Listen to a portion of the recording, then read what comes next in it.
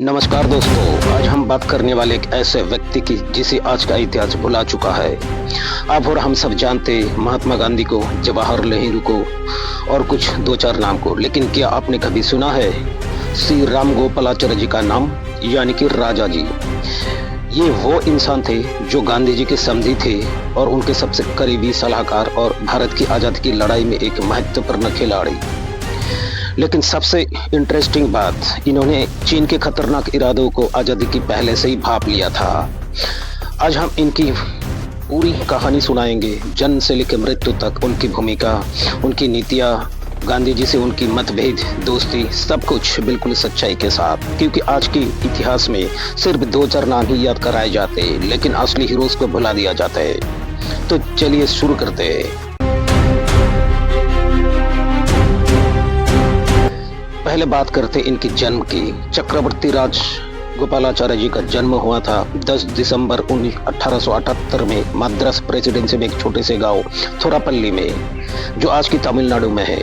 ये एक तमिल ब्राह्मण परिवार से थे और बचपन से ही पढ़ाई में तेज थे।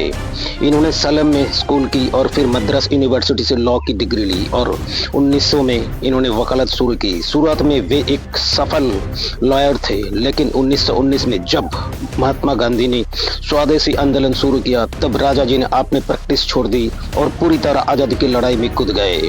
सोचिए, एक आमिर लॉयर सब कुछ छोड़कर जेल जाने को तैयार हो गए थे। अब आते हैं इनकी भूमिका आज़ादी की लड़ाई में। राजा जी तमिलनाडु में कांग्रेस के बड़े लीडर बने। 1921 में नॉन कोऑपरेशन मूवमेंट में इन्होंने भाग लिया, जेल गए। फिर 1930 में दांडी मार्च में गांधी जी के साथ थे। 1937 में मद्रास प्रेसिडेंसी के प्रीमियर बने, जहां इन्होंने मंदिरों में हरिजन को प्रवेश को इजाज़त दी और प्रोविजंस लगाया, यानी शराबबंदी। लेकिन 1939 में वर्ल्ड वार 2 की वजह से वो रिजाइन कर दिया। फिर 1942 में क्विट इंडिया मूवमेंट के समय उन्होंने कांग्रेस से अलग होकर अलग रास्ता चुना, क्योंकि वे समझ रहे थे कि युद्ध के बाद अंग्रेजों से समझौता करना पड़ेगा। ये उनका पहला बड़ा मतभेद था। आज़ादी के बाद राजा जी की भूमिका और बड़ी हुई। 1947 में वेस्ट बंगाल के गवर्नर बने, जहां पार्टीशंस के दौरान शांति बनाए रखी।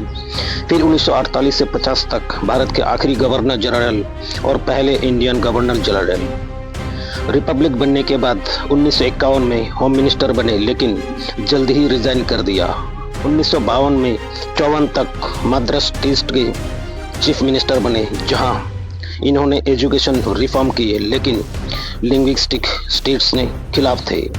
अब उनकी नीतियाँ क्या थी? राजा जी क्लासिकल लिबरल थे, यानी स्वतंत्र व्यापार के पक्ष में, सरकारी कंट्रोल के खिलाफ। नेहरू जी के सोशलिस्ट मॉडल से बिल्कुल उल्टा। इन्होंने लाइसेंस जज को खराब कहा और 1959 में स्वतंत्र पार्टी बनाई, जो अपोजिशन में कांग्रेस के खिलाफ खड़ी हुई है।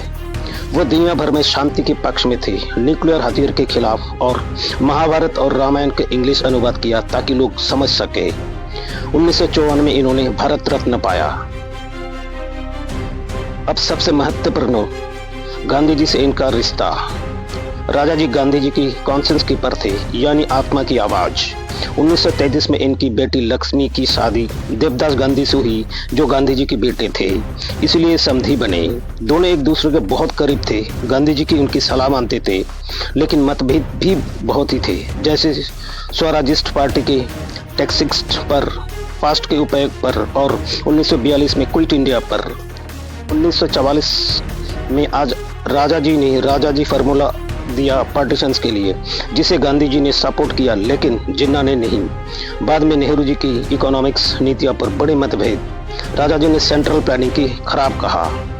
और चीन वाली बात, दोस्तों, राजा जी ने 1950s में ही चीन को एक्सपेंशनशिप, और चीन वाली बात दोस्तों, राजा जी ने 1950s में ही चीन की एक्सपेंशनिज्म को भांप लिया था। वो नेहरू जी की हिंदी चीनी भाई भाई पॉलिसी के खिलाफ थे और कहते थे कि चीन तिब्बत पर कब्जा करके इंडिया को धमका रहा है।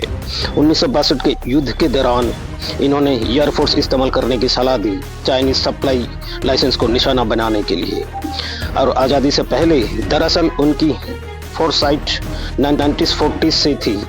जब चीन में कम्युनिस्ट बदलाव आ रहे थे, लेकिन मुख्य रूप से 1950 से 60 में वार्निंग दिए। ये दिखाता है कि उनकी दूरदृष्टि। आखिर में राजा जी की मृत्यु हुई 25 दिसंबर 1972 को मद्रास में 94 साल के उनकी निधन हो गया था।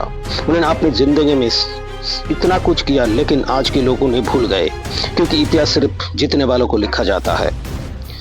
दोस्तों, ये थी राजा जी की कहानी। अगर आपको पसंद आई तो लाइक शेयर करें, सब्सक्राइब करें, कमेंट में बताइए अगला कौन सा फॉरगॉटन हीरो कवर करूं।